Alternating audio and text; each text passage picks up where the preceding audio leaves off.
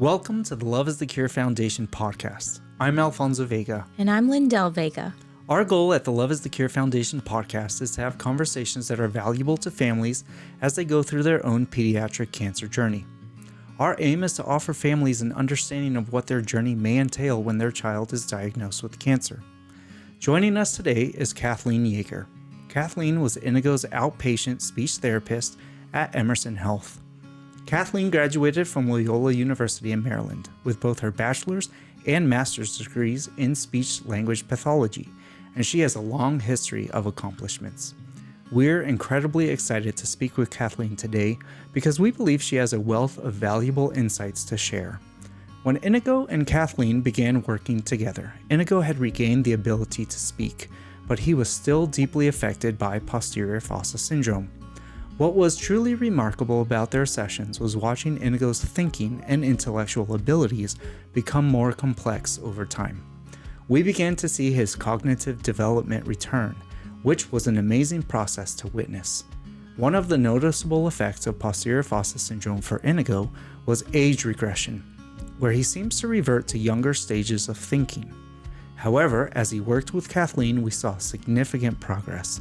Inigo would sometimes ask us if he was too old to enjoy certain movies or activities that he used to love, and we constantly reassured him that whatever he liked was absolutely okay in that moment. The conversations he had with Kathleen were like listening to a child grow in real time. It was incredible to hear him share his thoughts on his favorite movies or dream up story plots for books.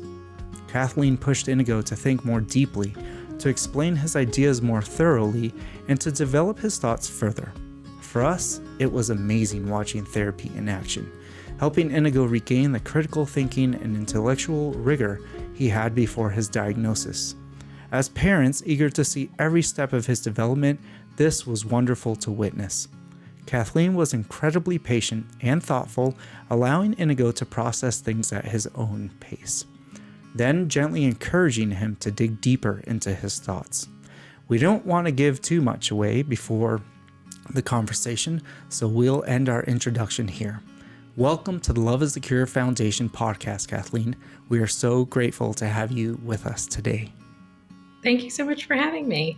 Yes, Kathleen, we're excited that you've joined us today. So, after our little introduction, would you tell us a bit about what you do in your own words?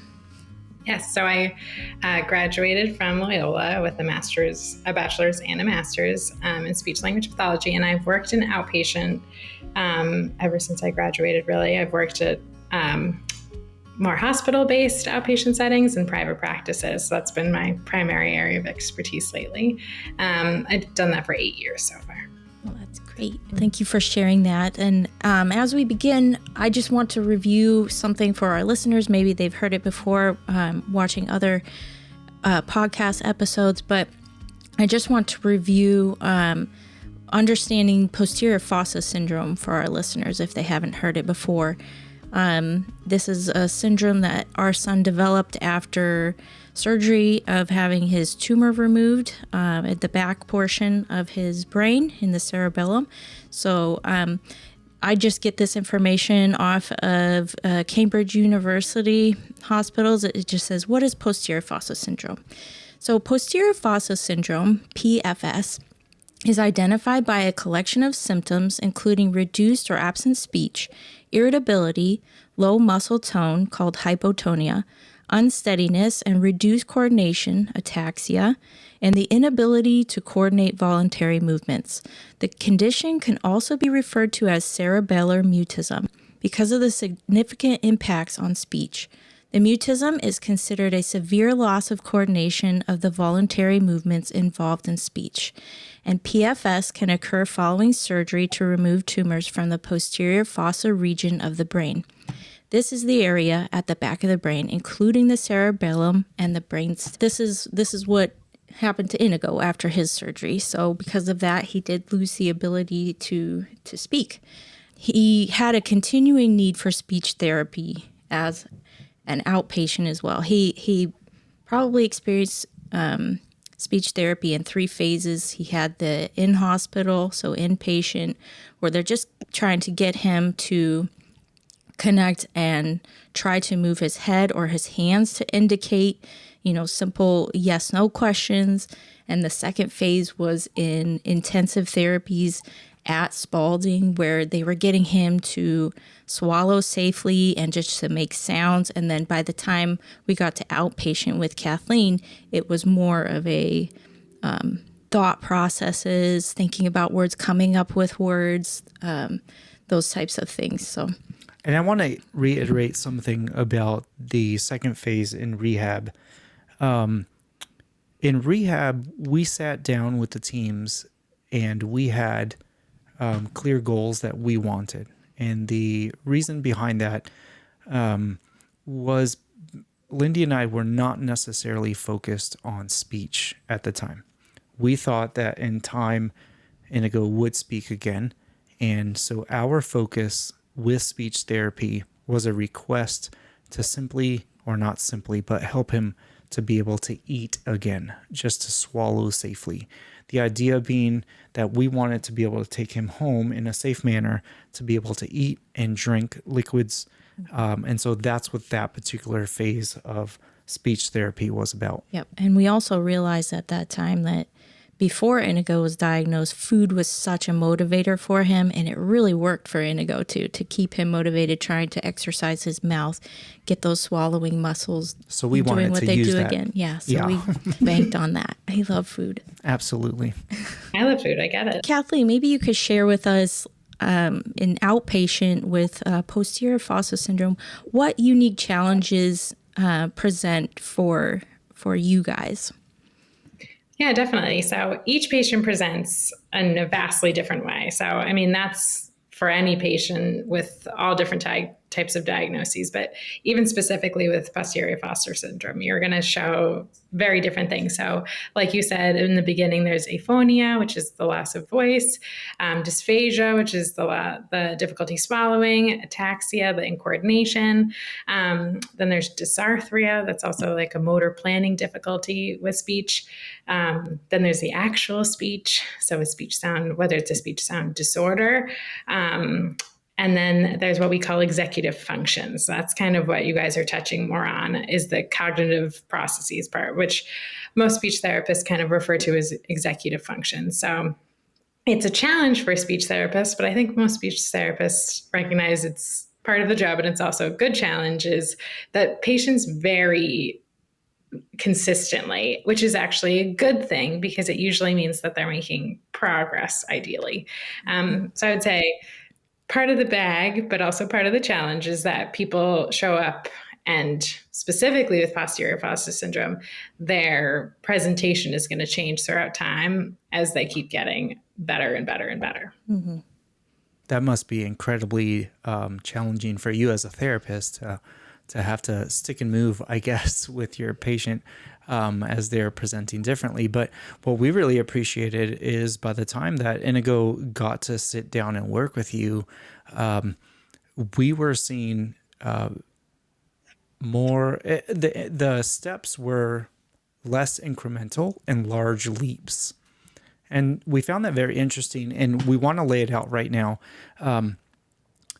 Inigo was the first patient that you worked with posterior fossa syndrome. Yes, he was. So prior to that, I had never even heard of posterior fossa syndrome, which I feel like shows how much it's not really known about. So, and granted, I'm not in the inpatient setting like at Boston Children's Hospital, where it's probably a little bit more common to see. In the outpatient setting, even though I'm in a hospital setting, it's not common for me to see it. Doesn't mean it doesn't exist, though, which I think is the great thing about highlighting it. So when I saw the diagnosis of posterior fossa syndrome, I was like, what is this? But I had worked with patients who had had traumatic brain injuries, pediatric tumors, just not specifically that one. And at the end of the day, a lot of times how a patient presents, and it's important to know the etiology, so posterior fossa syndrome, but their presentation honestly makes a big difference too.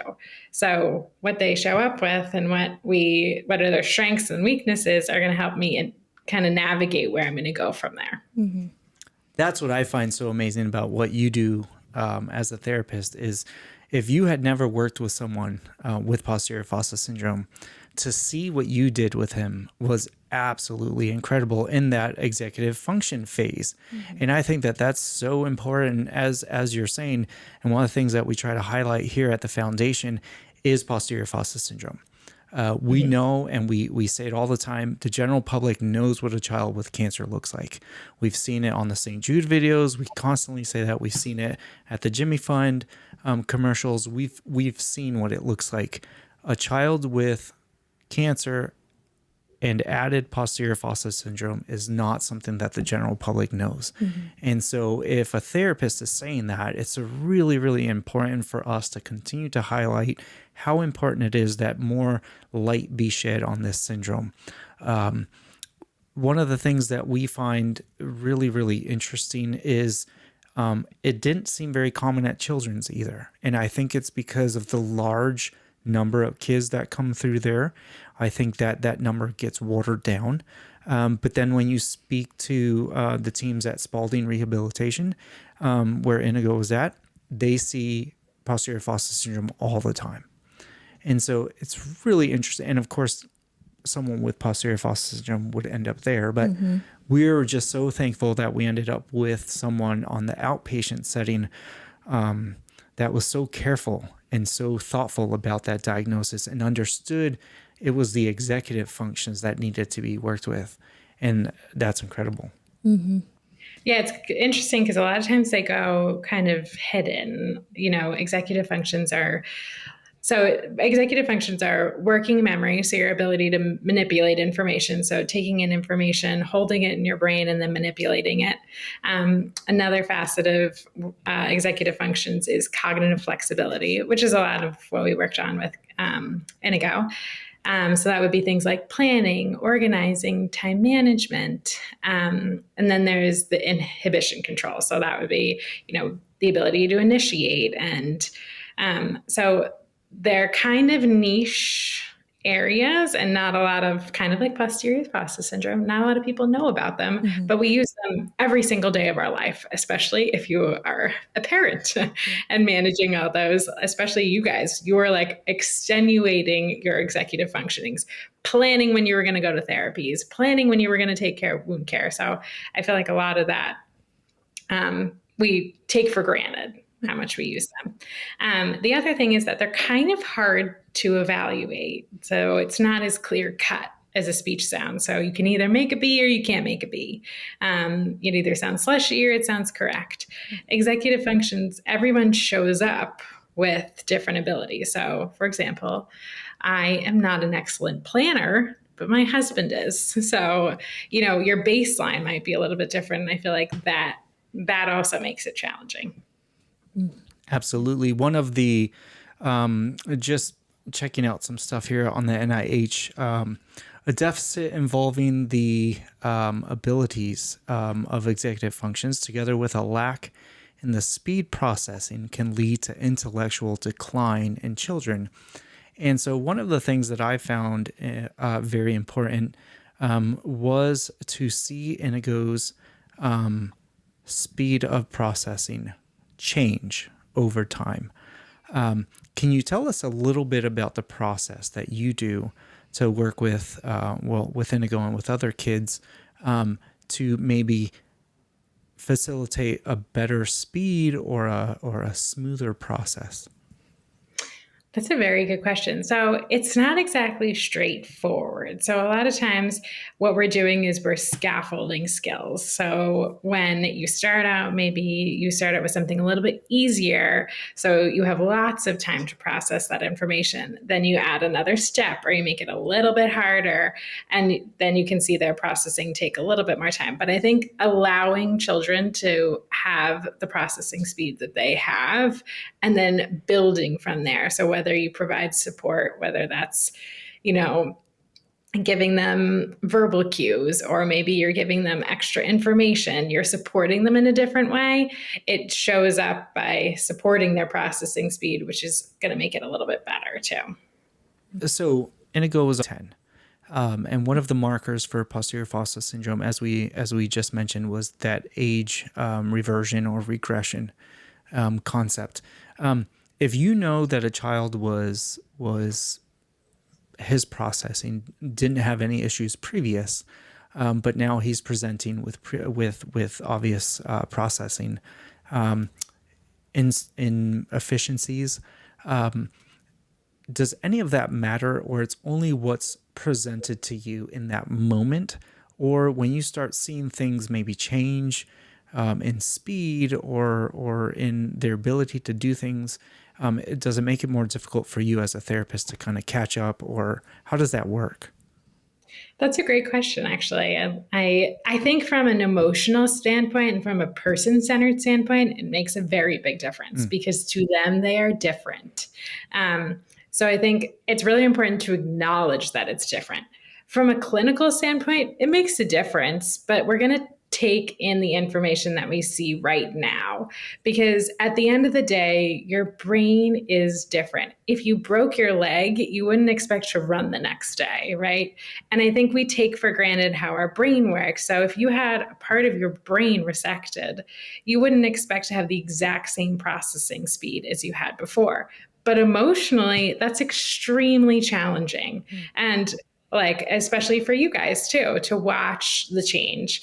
And I think taking that in as a person, it's really, really important to do. And at the end of the day, you're treating the person, not their symptoms.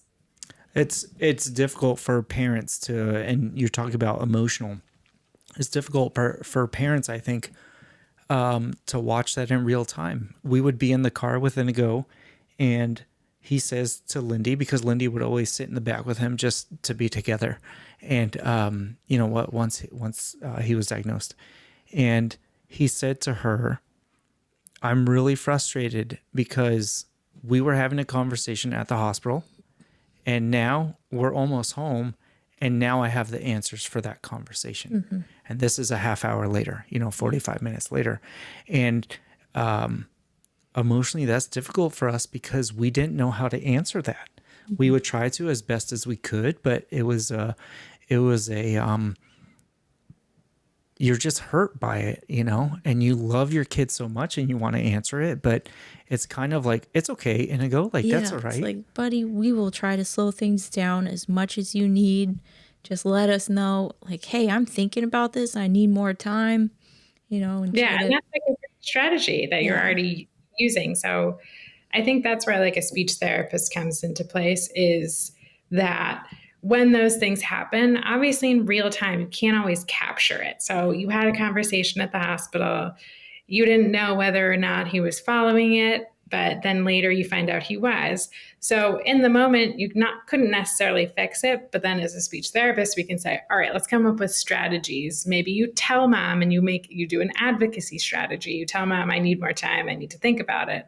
Or maybe you do like an external aid. Like next time, if we know we're going in, we're meeting with the ophthalmologist, we're going to make sure we ask these 3 questions. So I think, that's kind of where a support team is really helpful, because of course, would you guys eventually probably think of those things? Absolutely. But that would be like the forefront of my brain, because that's what I'm thinking about. I'm like, how can we support him communicating in an easier way? And he would get upset at himself too. And that was a hard thing to answer. We knew he needed to be easy on himself, but he was very hard on himself, and so that was one of the things that we struggled to answer. Was he would say, I'm upset with I think of things too late now. When I would think of things before you guys used to before, he would say that to us. And he says, now I'm thinking about things an hour after we finished talking about it, Now that was very early on, and that started to change. And that's one of the very, very exciting things about the process that you went with him. So this idea of the scaffolding effect that you're talking about, or what you do, to build on, I think is really, really important. And he was a kid that sat and watched a talk by a professor at MIT. And this was before he was diagnosed. And he sits and watches this talk. And the talk was about input-output. And the idea that output needs to happen 3 times before you can master what it is that you feel that you're talking about, or at least have a full understanding of it. And so he took that into, once he could talk again, he took that into his process. Now that was something he watched long before. And here he is dealing with posterior fossa syndrome, dealing with the processing effect, and telling us he would say things 3 times over at different instances. And we would look and go, yeah, buddy, you know, we talked about that yesterday. Yeah, but I need to say it 3 times so that I can remember it in my output process. And Kathleen, talk about like scaffolding of skills, you know, like here he was setting out these markers for himself to try to remember things, you know, like. Yeah, that's amazing. And I want to touch on something you said before too. The fact that you said you were like, oh, it's okay. Like acknowledging the fact that it stunk. Like there's no other way to say it. And I think when we're like, you're doing great, you're making it like incremental gains and everything's going great. And look at all the things you've come from. And I think for some people that's great. And that's really motivating. And I think for other people, I think not acknowledging that something is really hard actually makes you feel like no one's understanding you.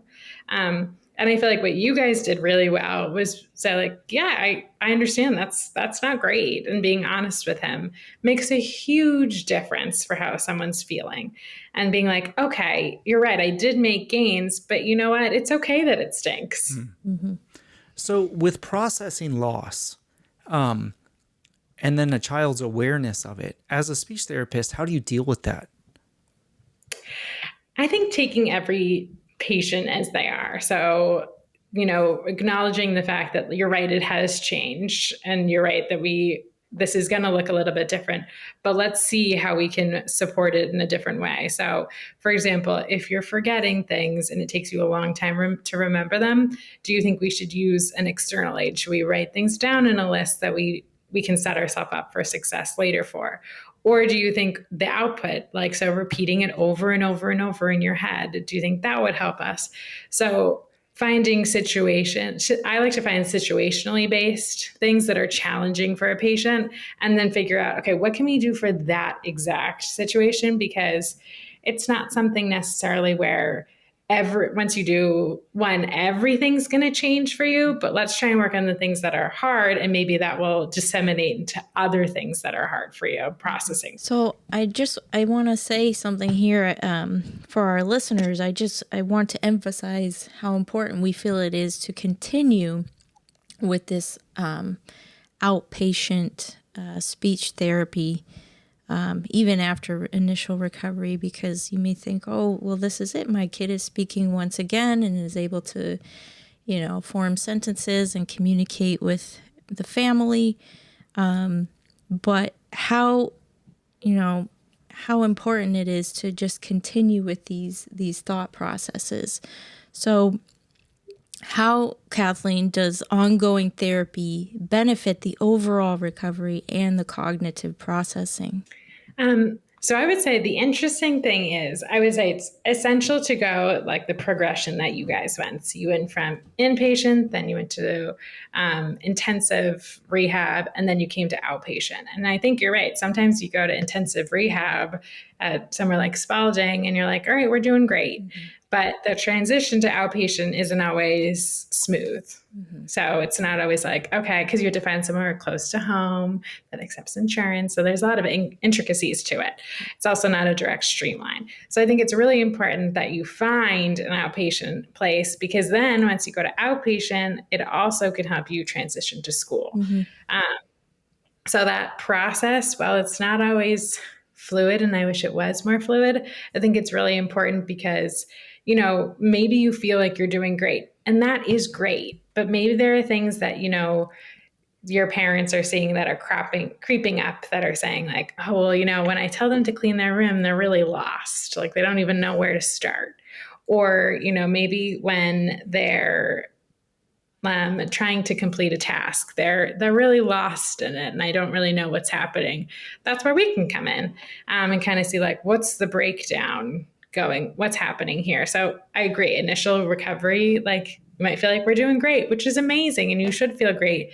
But let's see if maybe you need more support once you get home and you're realizing, okay, well, we're not in that rehab setup anymore where things are kind of, set up in a way to make you successful. Now you're at home where you don't have all those supports and you don't have everything you need.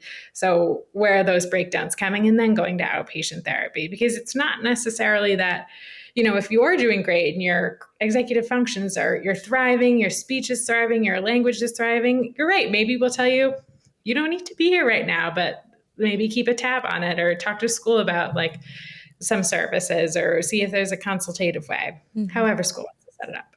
But I think it's important to not let that ball drop either, because maybe you are seeing some things, but you think like, oh, it's nothing. It's so interesting to me how speech is not just speech, it's also the cognitive processes of the mind, like you're saying, the executive functions. We don't often correlate those things as parents with speech. So I'm so glad that you brought that up. If you're noticing that your child is just not able to organize thoughts, I mean, that's speech, that's internal speech. And we often don't think about that in terms of getting therapy for that. Yeah, I'm glad you got to exercise that muscle, Kathleen. Yeah.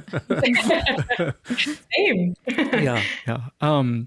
I think, and you mentioned school age children. What is so of course with posterior fossa syndrome, whatever stage you may be in, or your child is in their recovery from that, there are lots of things to consider when it has to do with going back to school.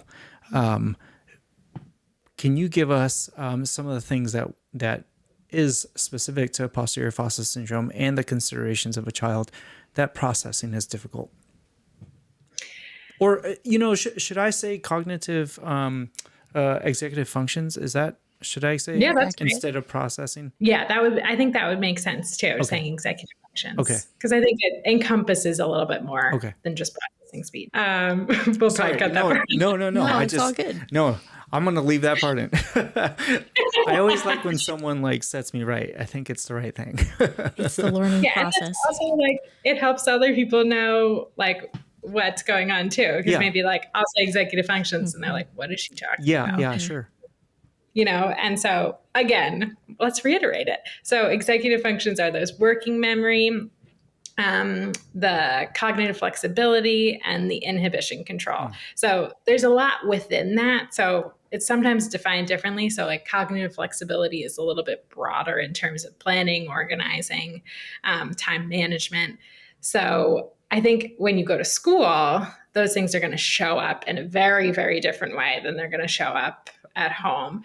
So when you transition to school, I think it's really important to get in touch with your the special education team and kind of collaborate with them. And I think it's really helpful for outpatient therapists to communicate with the school speech therapist too, because if something's working really, really well with me and something else is really not working, and then you meet someone new and they don't know that information, you feel like you're starting from ground zero.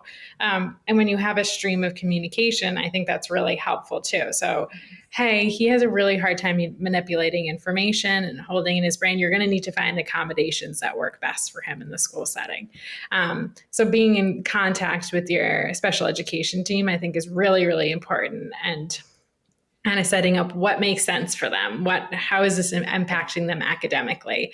And that's going to look different for every single child, just like an IEP is different for every single child. I think it's important for parents not to stop on whatever progress that they find. And so as you shift into school, you're going to find new teams of people.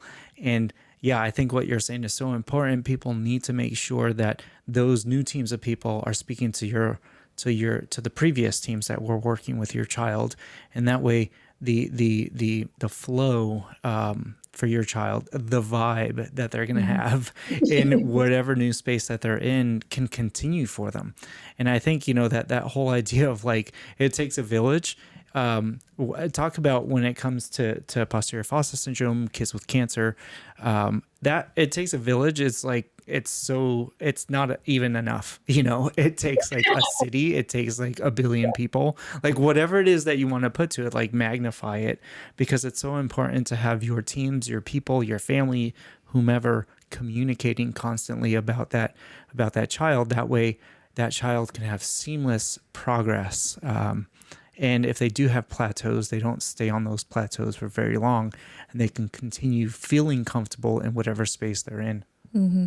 Yeah. And I think it's also good to know, like, sometimes you might hit a point in therapy where you're doing really, really well. And I think that, taking breaks, or, maybe they've made so much progress with their IEP that, they don't need an IEP anymore. And I think that's also really, really scary to people. Like, oh, well, they're not going to have the same level of support. But the reason that teams make these decisions is because they make sense for the patient at that time. So I think, and that should always, always, always be communicated to families. It shouldn't be a surprise. It shouldn't be like, oh, they're doing great, we're done. It should be something that's constantly being talked about too. Like, okay, at this time, it makes sense based on how he's progressing. Everything looks good. It's age appropriate. Because when you're an adult, sometimes a parent, you don't really know what's age appropriate for a 7-year-old in terms of speech and language and executive functioning skills.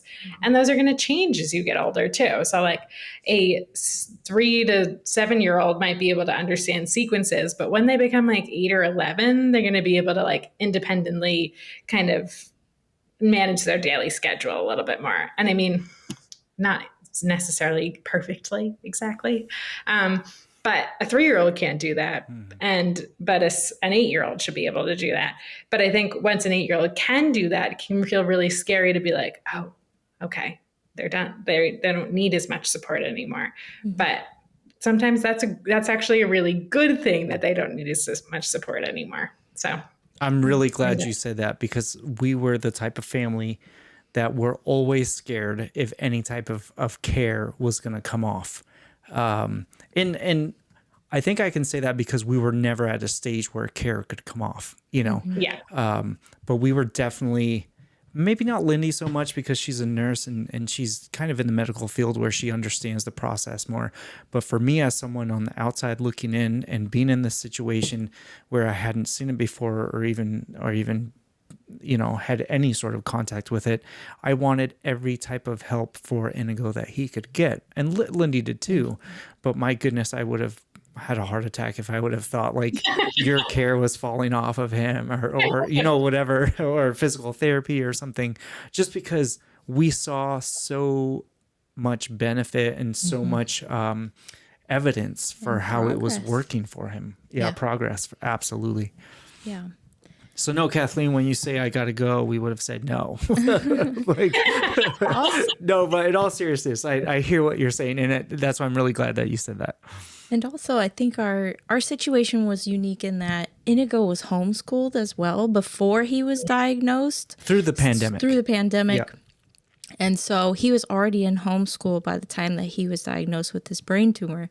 So for him to be at home and like try to transition back into homeschool, we really felt the need to like grasp onto all that you were guiding us to do with him at home, with his thinking and processing and all the planning and reading and writing and those types of things that require that executive function. So we really relied on you heavily, whereas, other children who are, maybe in a school system do have the advantage of accessing people to help them with their IEPs. And we just didn't have that because in our case, Inigo was at home for school. Yeah. And I think that's why it's important to highlight the fact that like every person's going to look different. So if you're homeschooled, it's going to look different for you guys. And that doesn't mean you should stop therapy at that point. But I think it's good to know like there are points where it makes sense, but it shouldn't feel like it's sprung on you.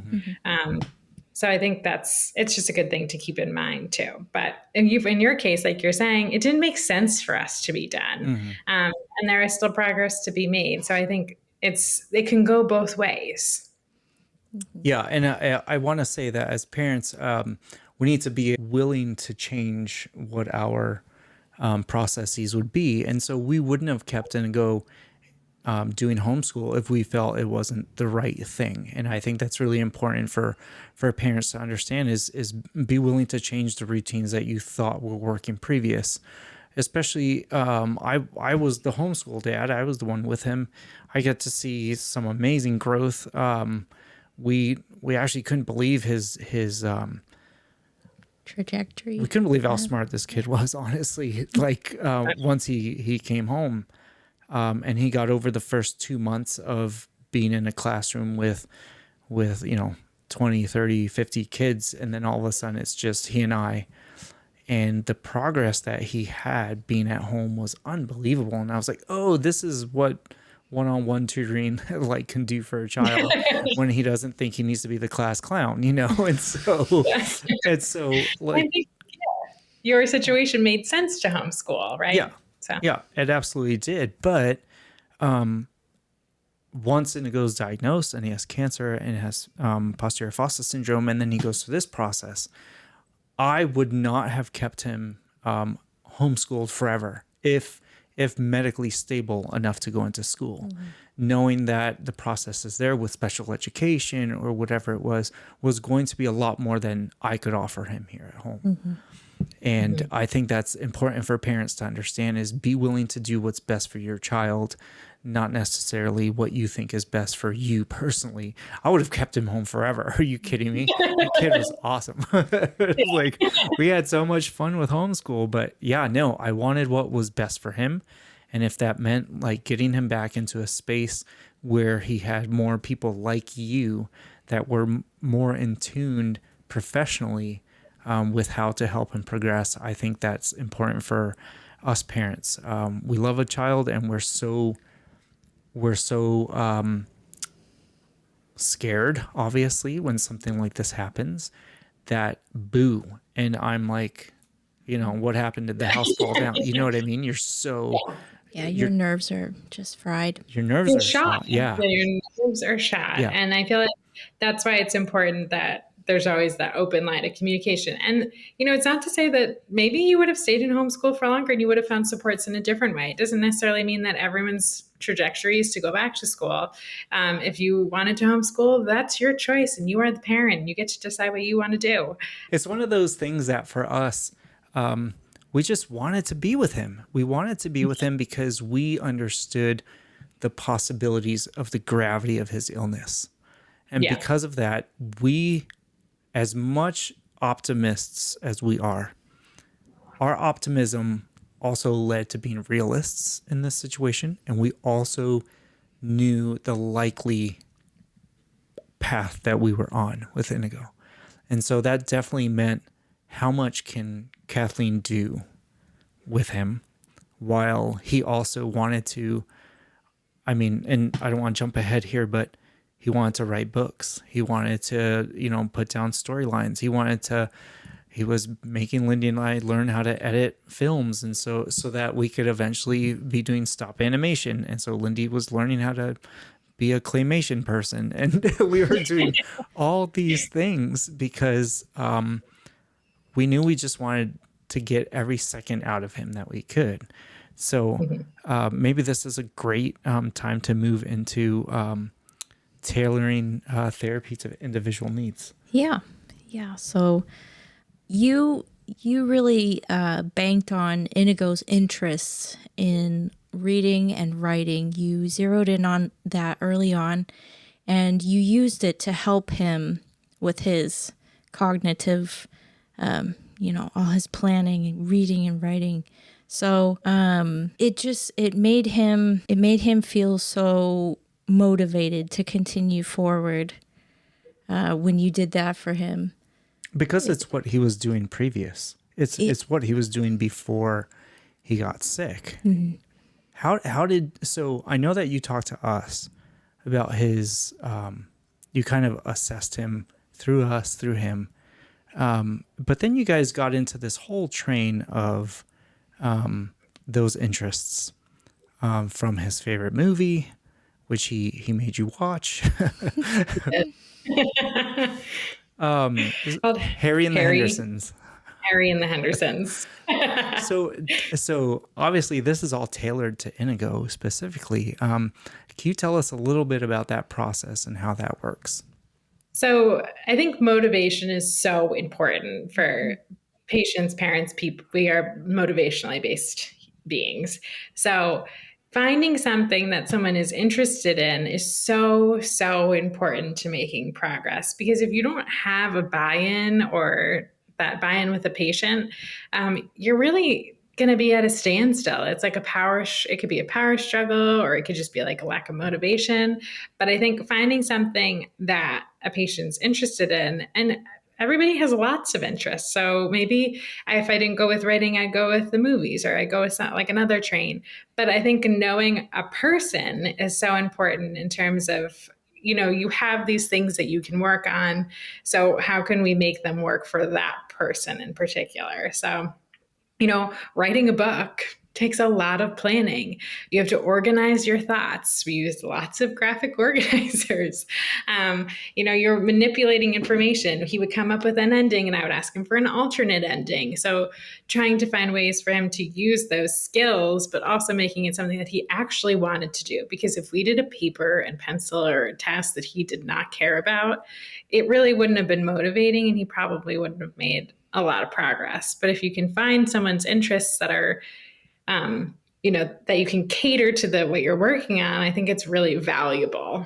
I don't know if we got the chance to share this with you earlier, but we found one of his earlier writings, like before he was diagnosed, and it was a story that he did on his character, his comic book character, Blue Electric, and it was like this whole intro to this story that he had written before diagnosis. So it was hidden away for a little while, and then months later, after he passed, we found this writing that he had written before his diagnosis, and then it immediately called to mind one of the tasks that he was working on with you. Mm-hmm. And so I opened it up, and the story intro that he was writing with you about Blue Electric and his sidekick was like nearly identical to the story that he had planned to write before he was diagnosed. And it raised the hairs on our arms when we found that we were just so surprised that he held that in his mind for months and months and months and wanted to work on that with you. So it was such a special surprise to find that he had that in his mind all along and remembered the story that he was working on before he got sick, and he was going to continue that with you, Kathleen. And that's amazing. Like the fact that he held on to it for so long, and then he was able to like extrapolate that information, make it into a whole story, that's why I think there's always a little bit of hope in terms of like progress too. So you find something and you're like, there's always a little glimmer of hope here. And the fact that you found it later, like, I can't even imagine my response to that. I would have been waterworks. Yeah. No, it's really interesting too, because we have a lot of instances through this journey where Inigo zeroed in on the people that could help him with the certain things that he wanted to work on, the things that you're saying that motivated him. And it's like he zeroed in on what you were doing, which was working his executive functions, his thought process through these writings, as you would say, okay, but what do you mean by that? Or let's draw that out a little bit more. Here you are like doing this with him. And at the same time, we realized after he was doing that with you, he was realizing that, no, this is the person that's going to help me become a better writer.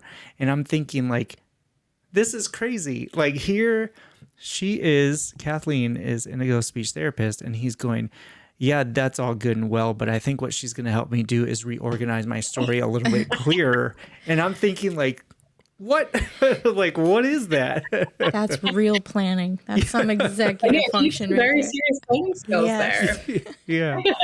Yeah. And Lindy's absolutely right. Like she was going through his journals essentially is what it was. And no, His little comic books. no, I opened up a Word document Oh, on his computer. on his computer. We went through all these Word documents. I go, wait a second, this is all his creative writing. Because in homeschool, I said, you know what, buddy, let's shift to writing on the computer so he could get used to typing on the computer. And that's what it was. We had found it in a Word document, and we couldn't believe it. It was like thesis, everything that you guys had been working on except like the rough draft of it. And now he's working with you, posterior fossa syndrome, and you are helping him, weave that much clearer. I loved his stories. They were so good. He was so creative too. So it wasn't like, there were things that were challenging, but it wasn't even like, it was never that I had to have him be more creative. That was never a problem. He was like, oh, okay, I'll come up with this idea and I'll come up with this idea. And I remember one of his endings was about a crab biting someone's hand. It was going into the second volume. Like, it was just such a funny ending. And I was like, all right, let's go with it. Yeah, he had right before he passed away, he started to do the same thing with a little comic that he was drawing, and it was Bigfoot. And so we said, "Oh, Inigo, what is that?" And it was Bigfoot's foot walking into the next phase, the scene, right, of wherever Inigo's next phase was going to be. So and so. Can you imagine? Like, it's like unfathomable to me to think about how, like, you can be so poetic when you know what's happening. Like, you guys were very open and honest with him. And so he was kind of at the point where he was like, okay, this is part of the journey. And I'm, as an adult human being, I'm like, would I be that adult, which is just a testament to him. Well, it's like Lindy and I say all the time, like, we don't know where he came from because we think about our own processing and we go, of course, life experiences have ruined our processing. That's what I'm going to say. And so, it's I just love that he knew he had posterior fossa syndrome. He knew it was holding him back in functioning the way that he wanted to. And yet he was motivated so much to have these conversations with you, to allow you to, and I think this is important too, to other children, other parents, allow your therapist to do their work.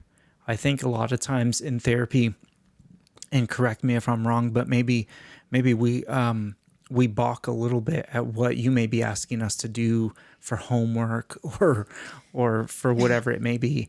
And that's just naturally, I think, within all of us. But he wasn't about that. He wanted you to work him, which we found very interesting. He knew the homework that you would lay out for him, and he would think about it for the week until he got to see you again. And so I think it's important for parents to allow your therapist to work your child, because they're going to do it appropriately and in the way that best will form the success of your child, I think.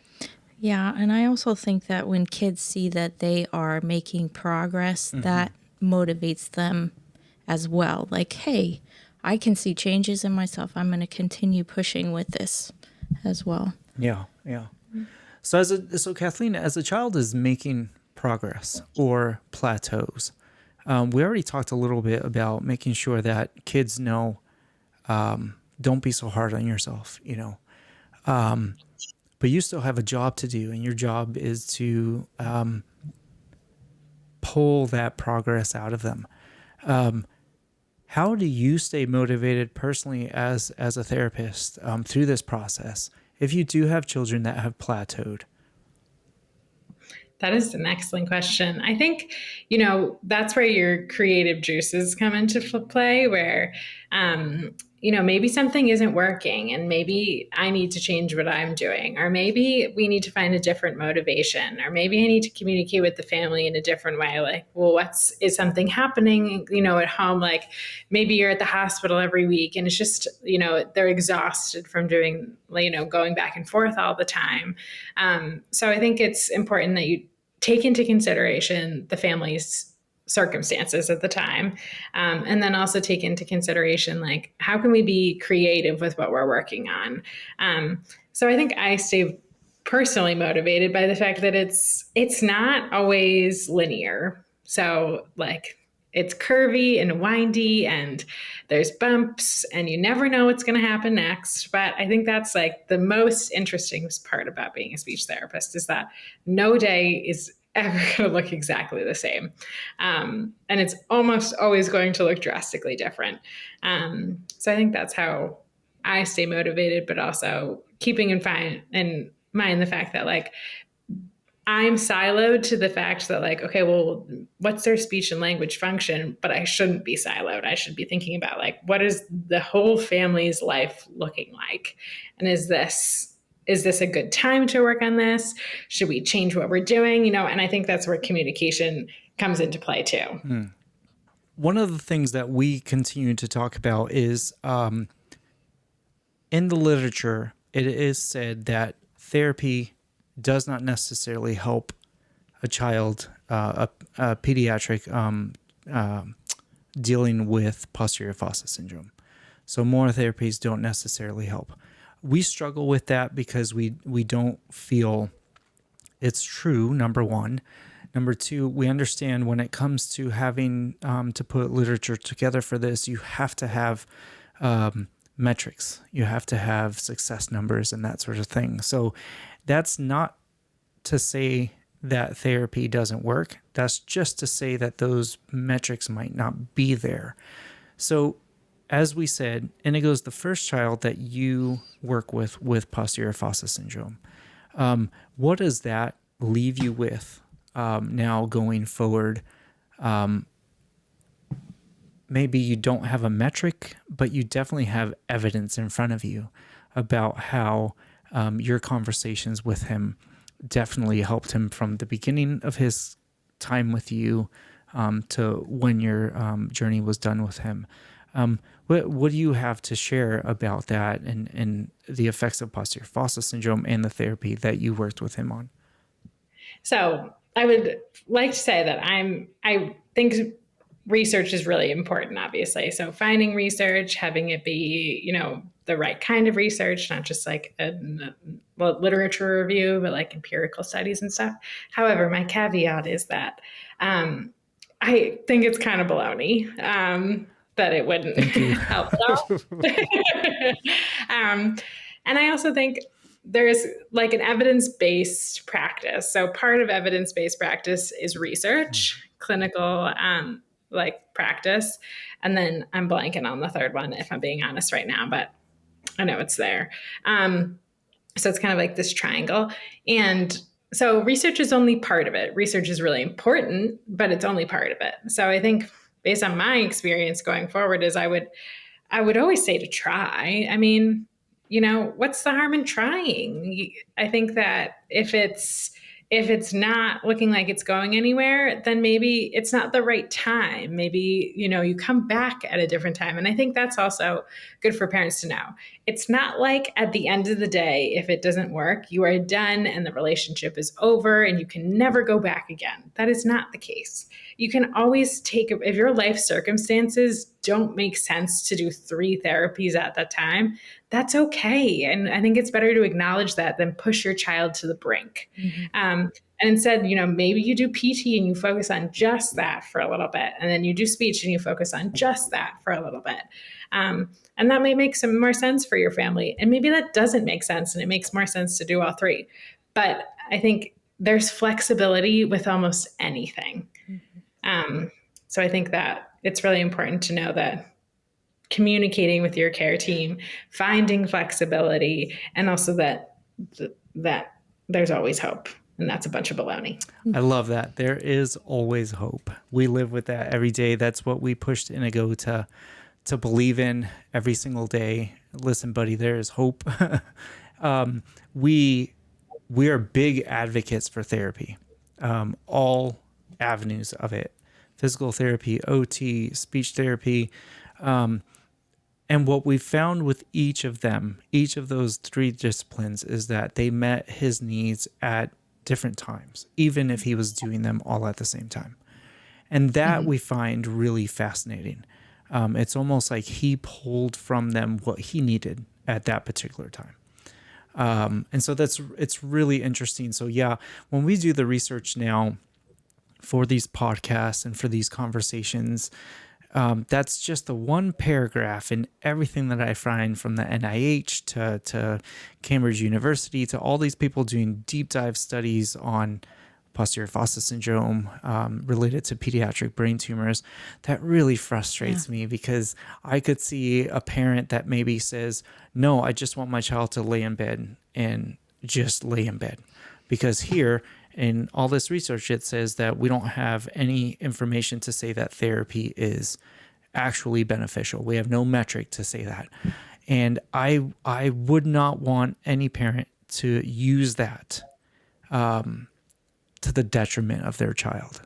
And so that's one of our struggles when we do see that is, if you allow your child to just lay in bed, if you allow them to disconnect from the possibilities of hope, you're going to decondition them, not just physically, but mentally too. And those neural pathways are going to go away. That neuroplasticity is going to wane, and you're going to end up in a lot deeper worlds of difficulty than, as you're saying, Kathleen, just try. Yeah. And I mean, maybe the NIH will come after me after this, but I'm okay with that. I think it's worth trying, and it doesn't mean that it's going to work out, but I feel like it means that you tried. And at the end of the day, I think that's the most important thing, is that you can go knowing that you made an effort, that we tried, and that we did all these things, and that, whether they worked or they didn't work, you never know. Yeah, absolutely. I just want to read it. So for anybody out there that may be questioning what I'm saying, it says right here, and this is from the NIH's web, a journal article, and I can link it in the show notes, but it says, and this is particularly in section 4, posterior fossa tumor rehabilitation. And in the second paragraph, it says, despite the growing interest in rehabilitation after pediatric brain tumor surgery, the literature of proven effective interventions is poor. And so I just want to make sure, because if someone wants to push back, I'm perfectly fine on that. But I just want, when we have these conversations and we push back on the idea that this cannot be true, this is where I'm pulling it from, and this is what they're saying. And so they are investigating the evidence base for multidisciplinary rehabilitation in children. What they're saying is that they have more evidence research done in adults with like TBIs or spinal cord injuries or that sort of stuff. And so maybe it's just that we need to get more people involved in researching the pediatric side of it or something. I don't know. But like I said, I just don't want a parent to pull that one tiny bit out of that whole article and say, no, leave my child alone. Yeah. And I think it's also important to know that not all research is equal. So some research, their participation is maybe 3 people, and, you need bigger amounts of people to do research studies. You also have to take in mind, sometimes there's like a chart of what is the best practice for evidence and what's the least one. So, I don't know the specific article in particular, but I think it's important to look at multiple articles too, and look at how many participants are there. And granted, the posterior fossa syndrome participants might not be large, but you could probably get a bigger body with more years of research on top of it too. But metrics change, how you assess someone. And, a lot of therapy isn't exactly standardized, but a lot of research requires more standardized metrics. So not all research is equal. So I think it's important to know that when you're reading research, you're looking at articles online, because I know sometimes you find an article and, you're like, oh, okay, that's true. But you have to look at who the author is and where does it come from and who funds it. Like, that's important to know too. But the NIH is obviously a valid one. No, yeah. It's just the idea that as parents, if you're going to deep dive, I think what you're saying is to make sure that you check your sources and make sure that you're in the right place, While we wait for more Which research. I think you guys are. I think you guys are absolutely in the right place, but I would say you might run across an article for someone who's just Googling posterior fossa syndrome. You might find something that you're like, oh, okay, this is true. And you're like, did you check where it came from? What's the information behind it? So yeah, absolutely. All right. So we are really running late with you, and we're so sorry. So we're going to close up on this. Just a couple quick things. What would be the specific advice that you might give, or key points or tips that you might give to parents with a child with posterior fossa now that you have worked with Inigo? I would say, based off of meeting him and talking to you guys and hearing about your journey and, knowing that I didn't even know about posterior fossa syndrome beforehand, I would say the biggest thing is just to reach out, whether that's an inpatient, rehab, outpatient, school, find your support system and lean on them heavily. Because maybe if they don't know, they might know someone who knows, or, maybe if this isn't the right fit, you can find another person who's a better fit and who has more experience with this, with a certain diagnosis, specifically posterior fossa syndrome. So I think it's good to, don't stop, I guess. Keep leaning on your support system, keep working towards finding people who can help you, keep leaning on those resources. And I think that's really the most important thing going forward. So well said. Thank you. We absolutely love the work that you did with Inigo, that continuing to push him. It really aligned with what we were into with his therapies, and it was really honestly dictated by him. We saw his desire to get better. We saw Inigo's desire to work hard through the illness that he was dealing with. And as long as we were going to see that, we were going to continue to support him in any which way that we could. And so we just want to thank you for kind of picking up that baton from us, but then leading as well. Mm-hmm. And so it was kind of this two-phase thing for you. You saw what we were about as a family. You saw what he was about in the conversations. And then you really let out and you really put some markers in front of him, which he loved to use, and it would motivate him through the week and what he was going to do. And then he was excited to hear what you thought about Harry and the Hendersons. And so, I know, I'm going to have to rewatch it now. Yeah, absolutely. So for all facets, we are just fascinated by the work that speech therapists do. I think it is something that, once again, maybe we all misunderstand the depth of work that you all do in your profession, where it's not just like you were saying, does a bee sound like a bee or not? And let's work on that. Or executive functions, let's work on that. And so I think it's important for parents out there, if your child has posterior fossa syndrome and they are into the position of being able to speak again, maybe your next phase in your speech therapy is executive function focus. And pay attention to that.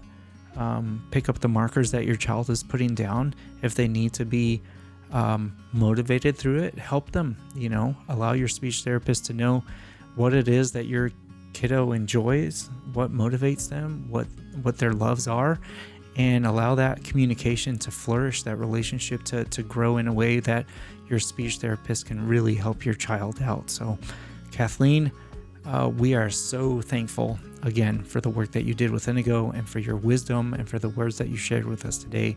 We really appreciate you. Thank you. Thank you so much for having me. And it was such a pleasure knowing Inigo, and I feel honored that I was able to be his speech therapist. Thanks, Kathleen.